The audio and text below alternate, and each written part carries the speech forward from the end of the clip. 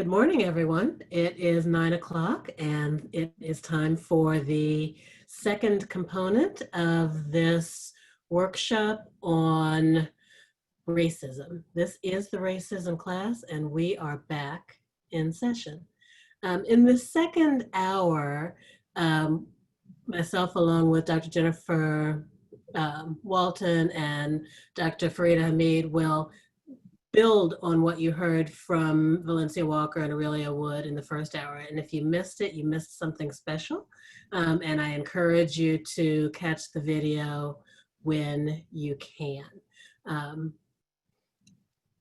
I think that what's interesting is they set the stage for a discussion about where we are now. Talking a lot about where the concepts of race come from and how those concepts of race have been used to marginalize, disenfranchise, injure the populations who have been classified as less than by the populations who classify themselves as more than.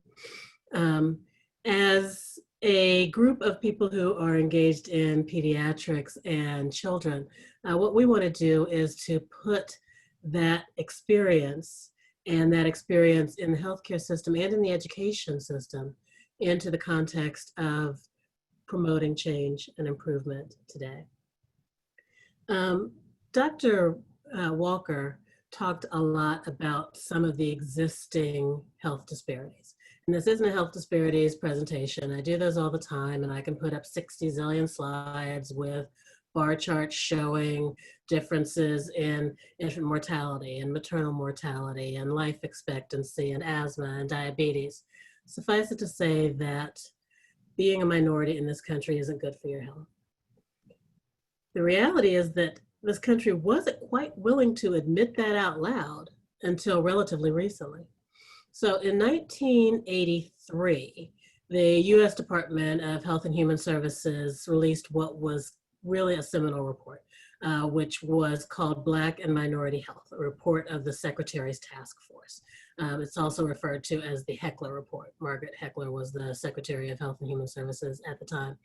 And the key finding of that report was that despite the unprecedented explosion in scientific knowledge and the phenomenal capacity of medicine to diagnose, treat, and cure disease, Blacks and Hispanics, Native Americans, Indians, and those of Asian Pacific Islander heritage have not benefited equitably from the fruits of science or from the systems responsible for translating and using health sciences technology. So this was saying we recognize that we've come a whole long way over the past decades, but we have not translated that in a meaningful way to a significant portion of our population, a specific portion that can be identified based on their race.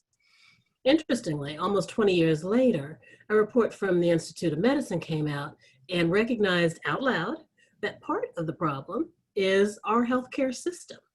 And it noted that racial and ethnic disparities in healthcare exist, and because they are associated with worse outcomes in many cases, they are unacceptable. So in '83, they admitted there were disparities, and in 2002, they admitted that healthcare was part of the solution. So we still have a long way to go in terms of identifying people's opportunities. What's interesting about that is recognizing that we have a system that's broken, that we have a system that, I'm not even going to say it's broken. Honestly, the system was designed to get the results that it does, and they're not equitable. We basically drop our populations into that system without the tools to be able to navigate a sometimes hostile healthcare system. I'm a researcher by training, and epidemiology is my space. So I think about things both in terms of the clinical space and in terms of the research space. And when I think about that dropping people into a hostile situation, which we know, which we have acknowledged now, is unfair. We look back on our history and recognize that that decision has had impacts on people's ability to advocate for themselves. We've heard the story of Henrietta Lacks and her genetic code being misused by others without the opportunity for her to benefit from something that many, many others did.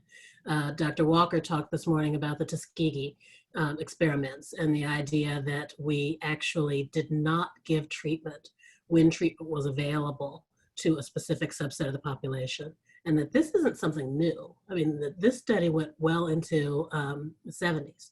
So many of us, including me, were alive to see when that study ended. This is not old news.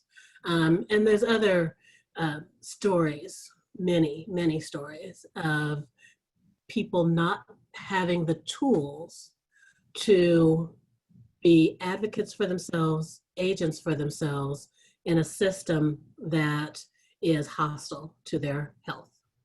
So with that in mind, what I want to do today is to talk a little bit about what is the responsibility of our healthcare system of our education system to build a population that is able to function in this space. So we need a population that's empowered. We need a population that can make informed decisions about health behaviors. So how do we make sure that starting in childhood and going into adulthood, people understand what healthy choices are, how to avoid risk, how to build their resilience? How are we building a population that can take part in shared decision making? So it's not somebody telling them what's going to happen, but they're actually at the table being part of the discussion about what will or won't happen to them. Making informed consent actually be informed, where people actually have the information and the tools and the agency to say, I don't want to do that, or I do want to do that, or why haven't you done this? And then finally, being able to advocate for themselves and for others. Ultimately, this is where we have power. When you can stand up and say, it's not okay that you didn't offer me pain medicine after surgery when you did offer that to somebody else. It's not okay when you didn't give me the state-of-the-art treatment for this condition because you didn't think I could afford it.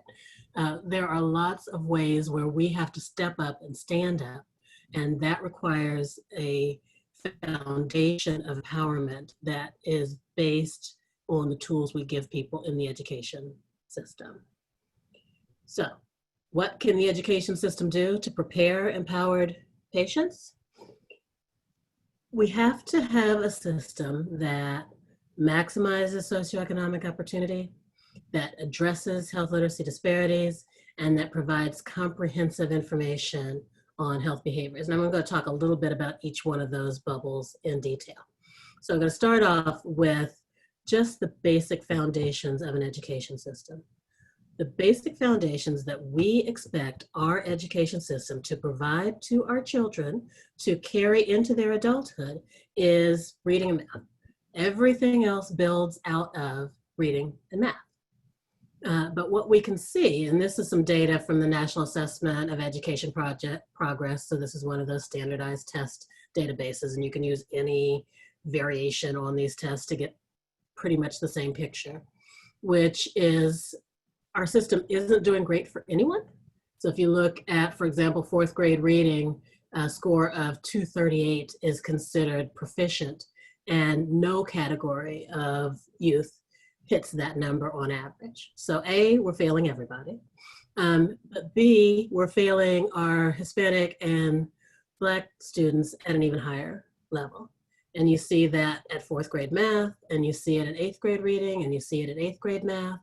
And these deficits continue into high school, into adulthood, and limit people's ability, not just to be health literate, which we're going to talk about, but really to get the kinds of jobs that give them the kinds of insurance that allow them to access the health system, that get the kind of jobs that generate the kinds of incomes that allow them to live in safer neighborhoods with better quality housing.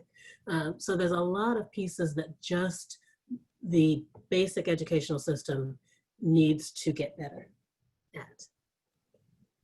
The next thing I want to talk about a little bit is health literacy. When we talk about health literacy, we're specifically talking about people's ability to obtain, understand, and apply health information to make health-related decisions. This is some data from a study that I've done over the past several years that was funded by the National Institutes on Minority Health and Health Disparities. And we talked to teenagers who were on Medicaid who had chronic illnesses and assessed their health literacy using a test of health literacy. And we saw that less than half of our Black teens had adequate health literacy. Now, when you ask them whether they could understand written information or whether they were confident filling out forms, they actually had more confidence, but the confidence didn't align with their actual assessed skills. So we have patients in our system who aren't well trained to advocate for themselves, to make shared decisions, to make good health decisions. The other piece of health literacy that I want to touch on real quickly is e-health literacy. So we are in interesting times right now. In terms of the COVID epidemic, we had significant changes in how we delivered healthcare. And one of those big changes was we expected everybody to turn on a dime and start using electronic approaches to healthcare. So telemedicine and video visits and these sorts of things. And started with the assumption that people knew how to do these things. But what I can tell you by this slide is that even when you looked at the teams who had adequate health literacy, so they had potentially the knowledge to be able to act on what would happen in a visit, they didn't have, even those with the knowledge, didn't have self-reported skills, like knowing what resources are available online or knowing how to use the internet to answer health questions. Consistently, we had, in some cases, 50%, 56%. So there's a lot of opportunity. The reality is we've developed a healthcare system now where e-health literacy is the front door to accessing care for children, for parents, for everybody. You make your appointment online. You fill your prescriptions, do your refills online. You get your test results online. And we do all this assuming that people have the tools to be able to do that well. And I'm not certain that we are thinking through the implications of that. So I talked about general learning and I talked about health literacy. I want to talk about the last bucket, which is simply health education. We all think about back when we were in high school, we went to health class. But Ohio is a very strange place because Ohio law does not permit, and I actually took this language directly off of the Ohio Department of Education's website. Ohio law does not permit the State Board of Education to adopt health education standards in Ohio. This means that what does or doesn't get taught in health classes is left up to each individual district.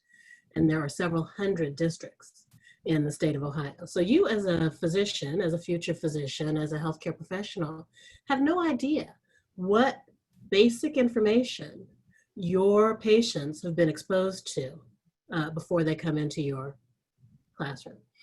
Interestingly, there are some guidelines about what is supposed to be covered. So districts are required to include information about the nutritive value of food, about the harmful effects of drugs and alcohol and tobacco, about prescription opioid abuse, about making anatomical donations. They're also supposed to talk about venereal disease, and that's not my language, that's their language, and avoiding dating violence. But for both of those, there has to be an opt-out option where a letter goes home to the parents to say, are you okay with your child learning about these things? Now, I'm pretty sure that all of you in here know that there's a bunch of other things that we need our patients to know about before they come in the door. There are a bunch of other topics about sexual and reproductive health, about physical activity, about violence and violence victimization, about so many other things that are not standard knowledge. So we have a system that isn't doing a great job of providing basics, a system that isn't doing a great job of generating health literacy, and a system that isn't doing a great job of teaching people about health behaviors. All of those are the pieces that go into creating health. So this is a slide that people see often that talks about sort of what is the relative contribution of a lot of different features to health. Healthcare, which many of you in this room are part of, is certainly a significant part, but it's not the only part, because those health behaviors, those socioeconomic factors make a difference. If we don't have an education system that is equipping people to make good decisions around health behaviors and to maximize their socioeconomic status, we're not going to maximize health. So I want to close by simply saying that as we opened the first hour, trust in doctors is not automatic. And as we said in the first hour, a medical education system that trains diverse, culturally sensitive doctors is part of the solution, but it's not everything. A K-12 education system that provides equitable education for self-advocacy and for economic empowerment is necessary. And importantly, even with that, we need all of the systems that come to bear to be designed in a way that understand both the history and present racial injustices to be able to influence health on a population level. You know we touch little kids' lives, and we love touching little kids' lives, and we love seeing them learn and engage and build that trust. So I want to close with a voice of somebody who we're doing it well with, and talk about and hope that we have more voices like this. Hi. What's your name? Hi, my name is Amir. How old are you, Amir? 7 years old. And what grade are you going to? 2nd grade. Okay, and do you like going to the doctor? Yes. Okay, and what do you like about going to the doctor? That you get a sticker and that they keep you safe. How do they keep you safe? They check your heartbeat and check your temperature. Oh, that's awesome. And do you have a favorite doctor? Yes. Who's your favorite doctor? Dr. Paraisa. And what's his specialty? What does he do for you? He helps keep my ears safe. How does he help keep your ears safe? He takes out my tubes that are in my ear. Okay. And he checks my hearing. That's awesome. And do you really like his staff, and do they treat you nicely? Yes. That's awesome. And I have a couple of other questions about your trips to the doctor's office. When the doctor asks you questions, are you able to answer them by yourself? Yes. Good. Okay. And who usually takes you to the doctor? My mother. Okay. And when you leave the doctor's office, does she explain what's going on with you? Yes. Okay. Very good. Have you ever been afraid in a doctor's office? Yes. When? When I was little, I had to get stitches. Okay. And was that a doctor's office or a hospital? A hospital. Okay. And what types of things did they do so that you weren't afraid? They gave me an iPad and let me watch things on it. Okay. Okay. So that was helpful, yes? Yes. Okay. So would you go back to any of your doctors again? Yes. Okay. That's good to hear. Thank you so much, Amir. You're welcome.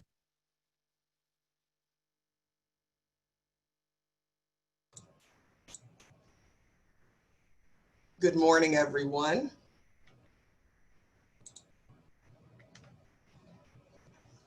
As we strive to become a more equitable and inclusive environment to hopefully address disparities and equities we've highlighted today, this requires recognizing and embracing that people are different and that it's great that people are different. Our behaviors reflect our development. And as we reflect on the development of our own identities, we have to think about our children too. Part of developing racial identity is becoming more racially aware. What's racial awareness? That's recognizing people with certain characteristics may belong to a particular racial group. And this actually begins in childhood. Some of you may recall studying different theories about child development, and there are several. All theories have their strengths and their criticisms. What drives human development? Some say genetics and internal motivation. Some say parents and teachers are the influence. Some say society and culture play a pivotal role. Some will say all of these impact child development. And as we investigate how we become more racially aware, let's take a look at two theories that may help describe this, Piaget and Vygotsky. Piaget acknowledges environment as a factor, but cognitive development is internal, that a child must enter and achieve specific stages. For example, per Piaget's model, we could assume the moral development of a 7-year-old slave is similar to that of a 7-year-old colonist, or the development of a 7-year-old living in southeastern Appalachia, Ohio, would be similar to a 7-year-old's development living in the Linden area of Columbus. The Russian psychologist Vygotsky believes the environment, society, culture plays a role in guides child development, that a child may enter certain crises along the way, which I'll describe in further slides. This diagram illustrates how initially a child cannot complete a specific task, but with help from one with more knowledge, that child will obtain and apply the skills with some help, and then at a later point, independently complete the task. The zone of proximal development refers to the difference between what the child can do without help and what the child can achieve with some guidance with one who has more skills. This child is close to mastering the skill, hence the term proximal. Another term along with this is scaffolding, which consists of activities provided by the one who's usually an adult or us with more skills to support the child as they go through this zone of proximal development. And then over time, you decrease the support as it becomes unnecessary because the child is showing more independence. So let's see, is it possible for a 2 or 3-year-old to develop some racial awareness? I would say yes. This table illustrates that a 2 or 3-year-old, per Piaget's theory, would be in what's called the pre-operational stage, where the focus is all about the child, as we know about toddlers. The child is learning how to physically distinguish some differences between themselves and others, and may classify people by skin tone, as in the example with John, the 4-year-old, who has a brown crayon, and he notes that he's brown as that crayon.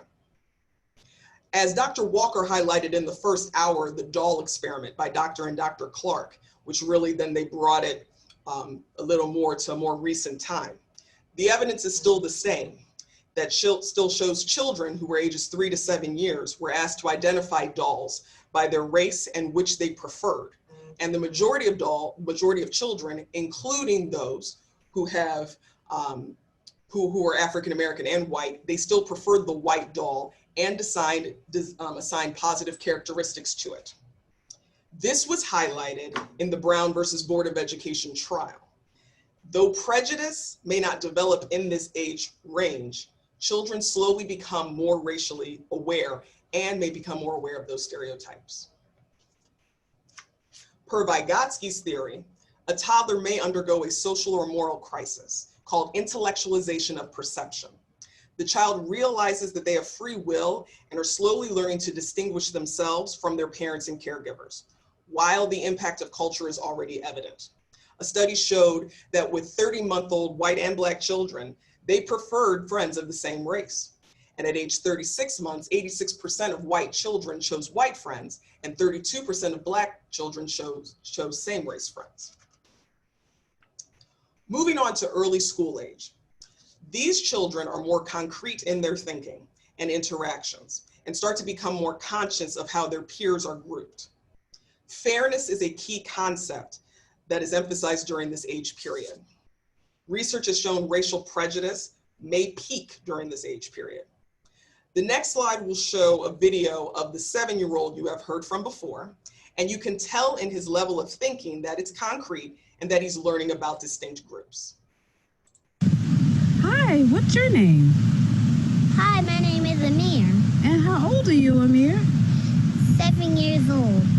And What grade are you going to? Second grade. And I just have a couple questions for you. Have you learned about African Americans in school? Yes. Okay. And which ones have you learned about?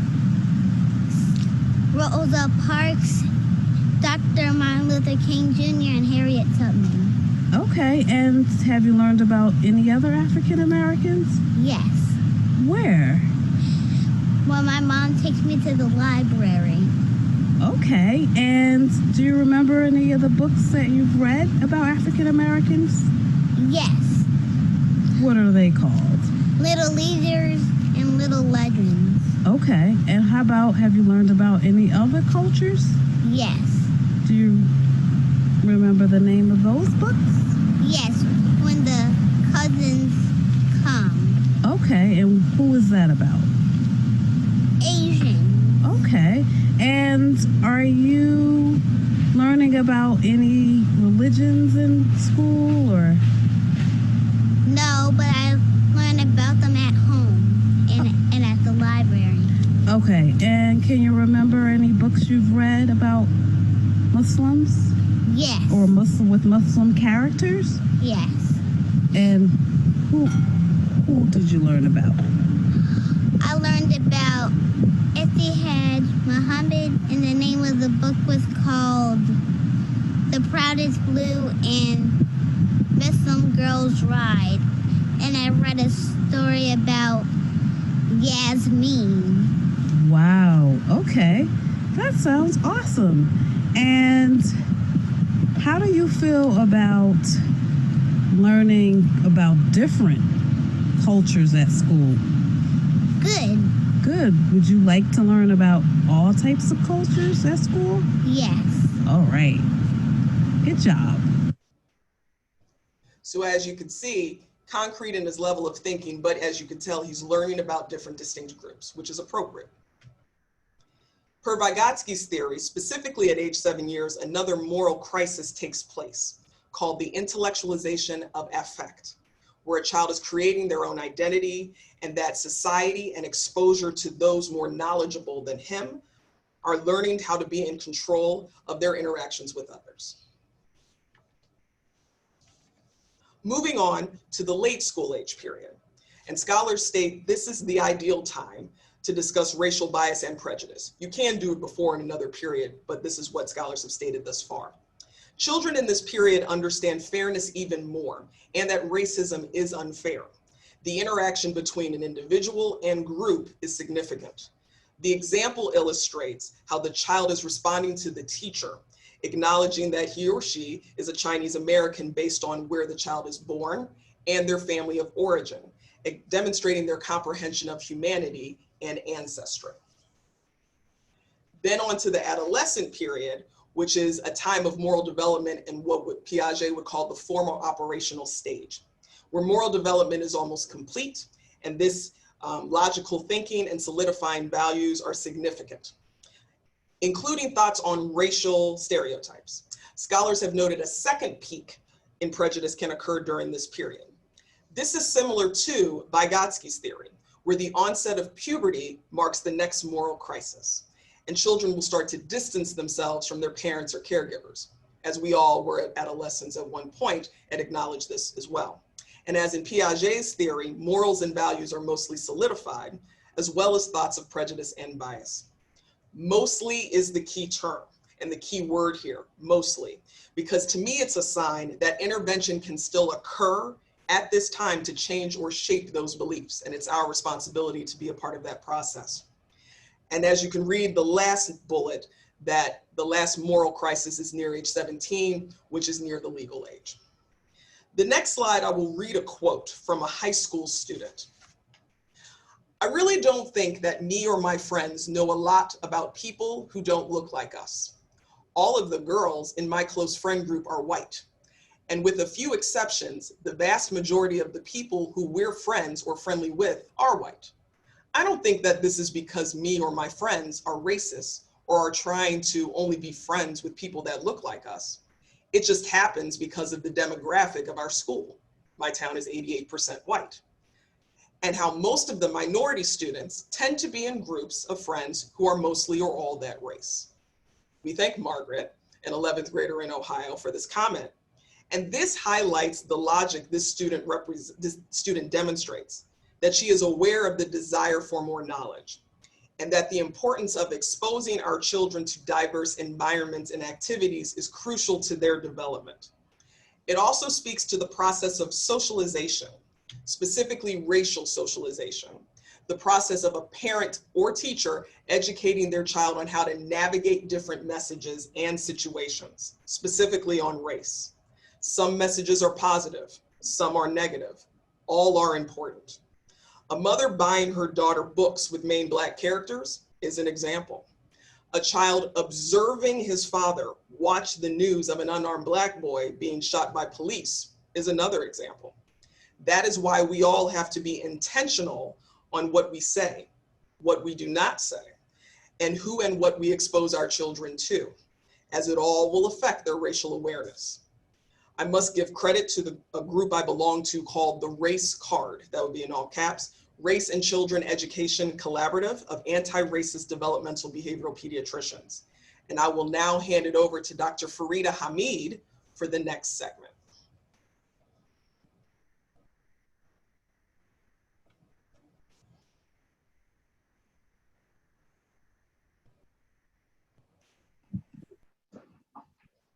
Good morning, everyone.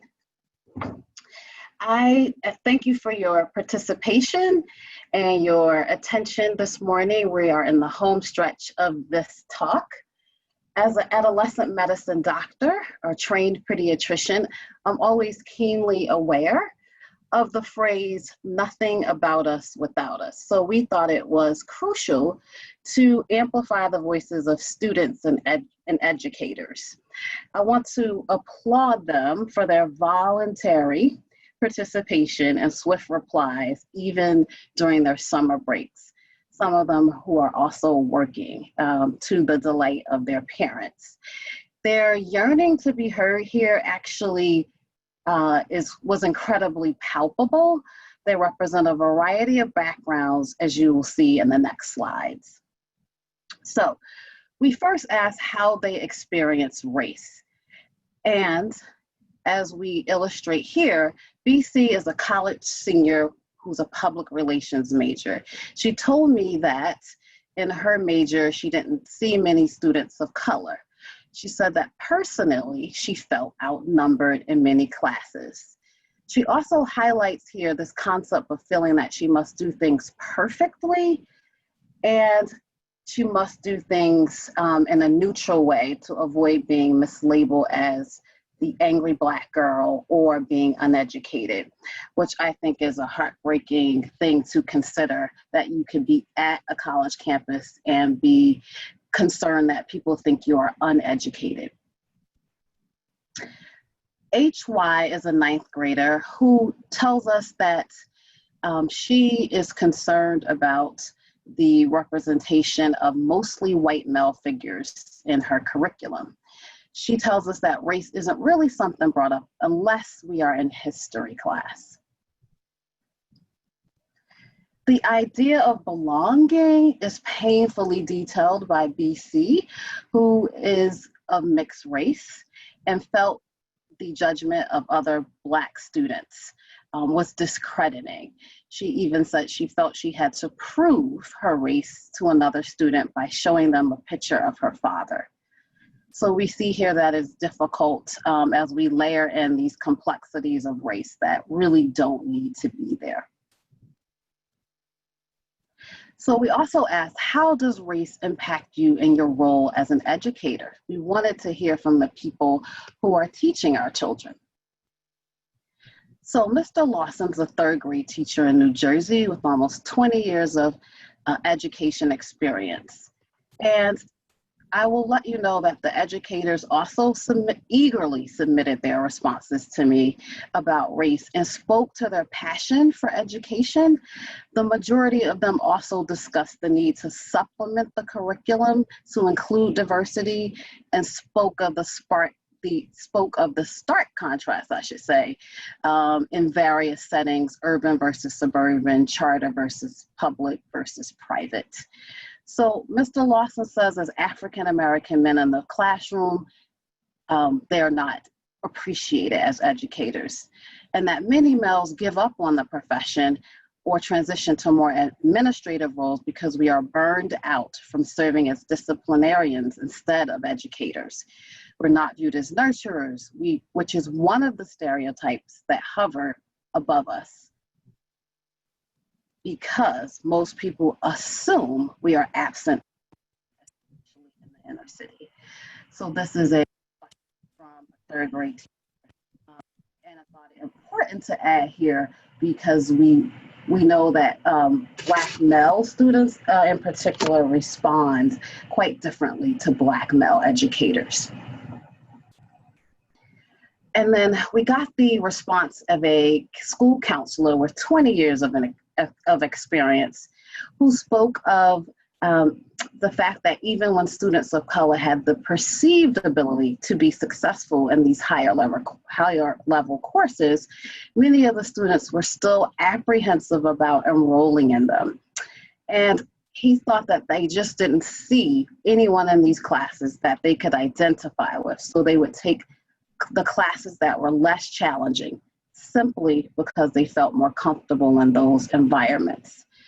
He did tell me later that he was hopeful that things were headed in the right direction, that the school had made intentional efforts to reverse this trend, and that he thought it important to note here that the demographic of his school was 60-40 in terms of 60% white and 40% minority students, and that even though that is a reasonably good ratio, the experiences tell a different story.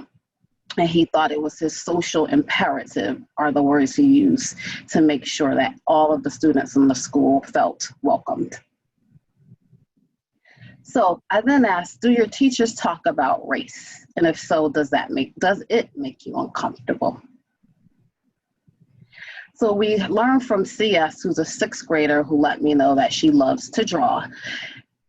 In school, she says, they talk about it only if you have a lesson, but besides that, we don't really talk about it. I spoke with her by phone, and she said, a while ago, we had a lesson about, I forget what it's called. It was about Martin Luther King. We watched a movie about it and did a worksheet about it. It was animated, and it was telling you the story about it. They went back in time and saw what it was like before Martin Luther King. I asked her if she liked the fact that it was animated, and she replied, yes.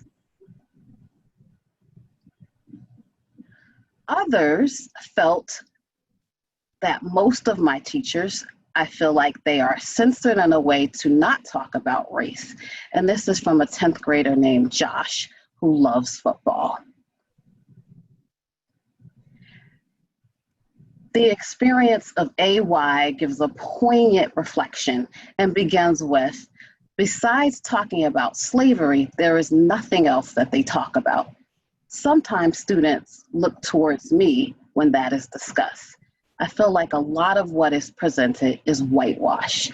And you may hear that term again, whitewash, as a reflection of our students and that curriculums do not seem to include other backgrounds. So, how much do you think your friends know about people who do not look like you? So, as Dr. Walton illustrated in her slides, we know that adolescents have formed friend groups, and these are actually quite appropriate. Margaret from Ohio reflects here that when the Black Lives Matter movement and the protests against police brutality started, this spring, my friends and I had conversations where we realized that none of us were that close with anyone who was Black. She goes on to reflect that while I don't think that this was because of any prejudice held by myself or my friends, but I think that this is partly because of where we went to school. So I think she eloquently illustrates that the makeup of our towns and our communities directly impact our friends, our children's friend group. Josh also let me know that one of his friends respects the culture. He doesn't culture still, he said. He acts like his own culture. He's from Portugal and he acts like himself.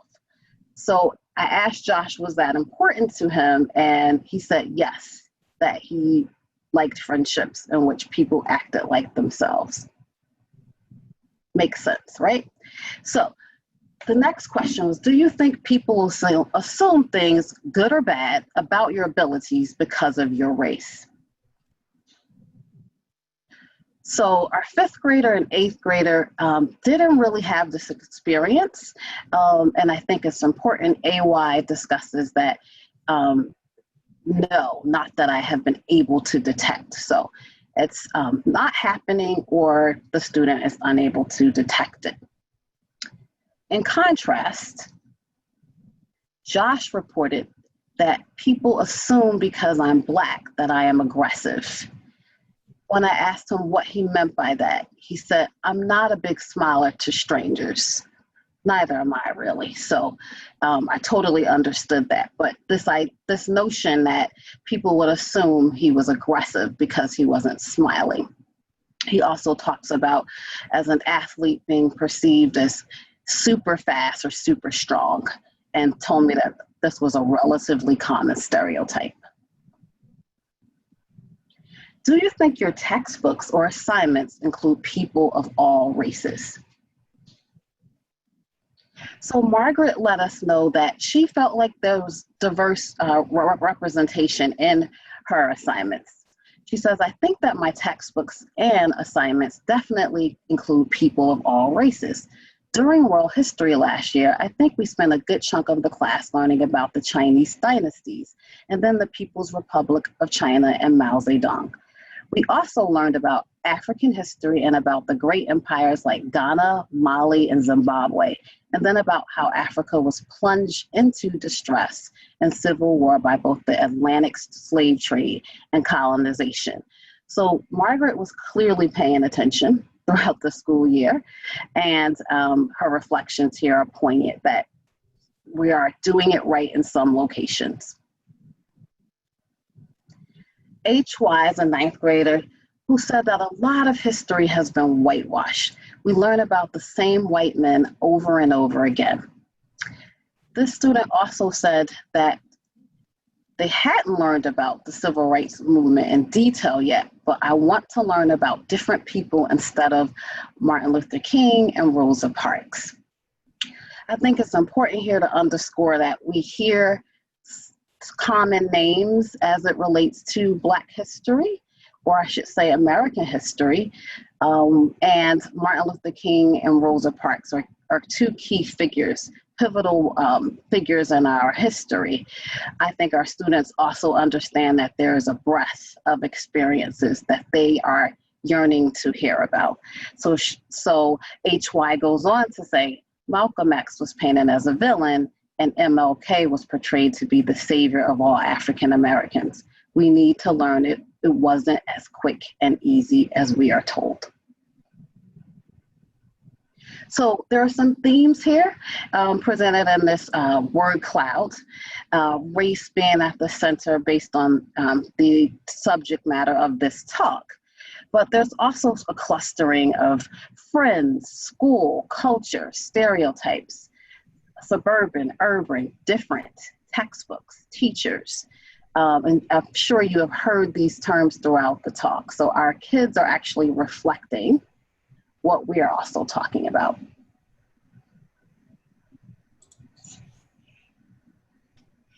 Next slide. So what's next?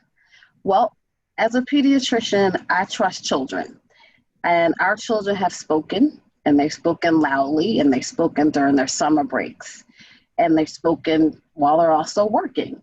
So we must not fail them. And I will end here with HY, a ninth grader, on describing the thoughts about the school personnel's recent efforts to address race.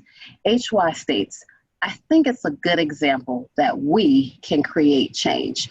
So I would implore us all to create change. Thank you for your time and attention. Thank you, Dr. Hamid, and all of our presenters. And as we conclude this class from 8 o'clock till now, it's our hope that you were able to take away home concepts from each of the presenters since 8 o'clock this morning. We close with this video, which we felt summarized the goals from our entire presentation.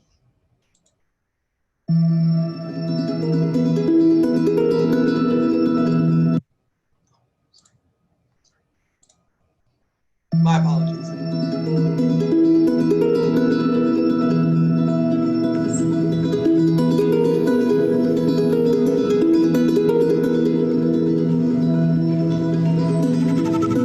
Do I look there or there? Okay. Just lift your foot. Yeah. Okay. My name is Alexa Ann Watson, and I am the great-great-great-granddaughter of Frederick Douglass is my great-great-great-great. I am the great-great-great-granddaughter of Frederick Douglass. I am the great-great-great-grandchild. I've been counting on my fingers since I was like 5. Whenever you're ready, here we go. This is the 4th of July. It is the birthday of your national independence and of your political freedom. Fellow citizens, I shall not presume to dwell at length on the associations that cluster about this day. The simple story of it is that 76 years ago, the people of this country were British subjects. Oppression makes a wise man mad. Your fathers were wise men, and if they did not go mad, they became restive under this treatment. With brave men, there's always a remedy for oppression. They succeeded, and today you reap the fruits of their success. The freedom gained is yours, and you, therefore, may properly celebrate this anniversary. Fellow citizens, pardon me. Allow me to ask, why am I called upon to speak here today? What have I, or those I represent, to do with your national independence? Are the great principles of political freedom and of natural justice embodied in that Declaration of Independence extended to us? I am not included within the pale of this glorious anniversary. Your high independence only reveals the immeasurable distance between us. The blessings in which you this day rejoice are not enjoyed in common. The rich inheritance of justice, liberty, prosperity, and independence bequeathed by your fathers is shared by you, not by me. The sunlight that brought life and healing to you has brought stripes and death to me. This 4th of July is yours, not mine. You may rejoice, I must mourn. Fellow citizens, above your national tumultuous joy, I hear the mournful wail of millions. At a time like this, scorching irony, not convincing argument is needed. Oh, had I the ability and could reach the nation's ear, I would today pour out a fiery stream of biting ridicule, blasting reproach, withering sarcasm, and stern rebuke. For it is not light that is needed, but fire. It is not the gentle shower, but thunder. We need the storm, the whirlwind, and the earthquake. The feeling of the nation must be quickened. The conscience of the nation must be roused. The propriety of the nation must be startled. The hypocrisy of the nation must be exposed. And its crimes against God and man must be proclaimed and denounced. What to the American slave is your 4th of July? I answer, a day that reveals to him, more than all other days in the year, the gross injustice and cruelty to which he is the constant victim. To him, your celebration is a sham. Your boasted liberty an unholy license. Your national greatness, swelling vanity. Your sounds of rejoicing are empty and heartless. Your denunciations of tyrants, brass-fronted impudence. Your shouts of liberty and equality. hollow mockery. Your prayers and hymns, your sermons and thanksgivings, with all your religious parade and solemnity, are to him mere bombast, fraud, deception, impiety, and hypocrisy. There is not a nation on the earth guilty of practices more shocking and bloody than are the people of these United States at this very hour.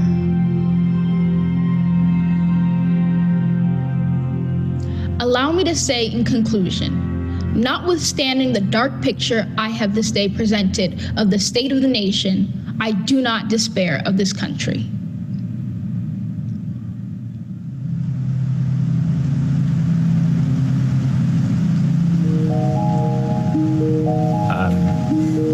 This speech was written almost 170 years ago, but this part of it is still extremely relevant, especially with today's protests. I think that when people are oppressed, they feel silenced, and if someone feels silenced, they get angry. There are certain tactics that you need to use to get people to really hear your voice, and it's not always going to be just like a very calm discussion. I think he's mostly talking to the people who are already on his side, but believes that they can still try to talk this out, or that things are still justifiable. I know a lot of people at the time were saying, and people now are still saying, that it's not as bad as it could be. While the 4th of July probably does not feel the same to me as it does to others, I wouldn't say that it has no meaning, because it is the time when America as a country became free from another country. But I would say that it's not the time in which I gained my freedom. He had a lot of hope, especially for his age. And I'm getting to the point in my life where I'm only 20 years old, but I'm exhausted. I have these thoughts like, will we ever really get to this point? Or is this really something that we should actually spend our time fighting for? Somebody once said that pessimism is a tool of white oppression, and I think that's true. I think in many ways we are still slaves to the notion that it will never get better. But I think that there is hope, and I think it's important that we celebrate Black joy and Black life, and we remember that change is possible, change is probable, and that there's hope.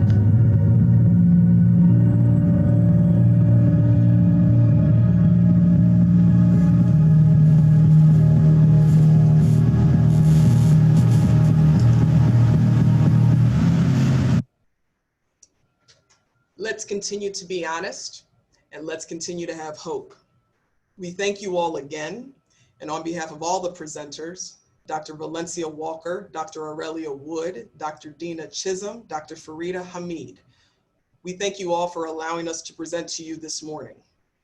And though we may have some time for a couple questions, to be honest, out of respect for the next presenter, as we know there is a 10 o'clock lecture next, we ask that you please send any questions or comments to the email address osucom@gmail.com, and we will respond accordingly. May we all continue to have a safe and healthy summer and safe and healthy period day to day. May we all continue to reflect on our history, our interactions with each other, and our intentions to continually educate ourselves and our children on combating racism. Have a great morning.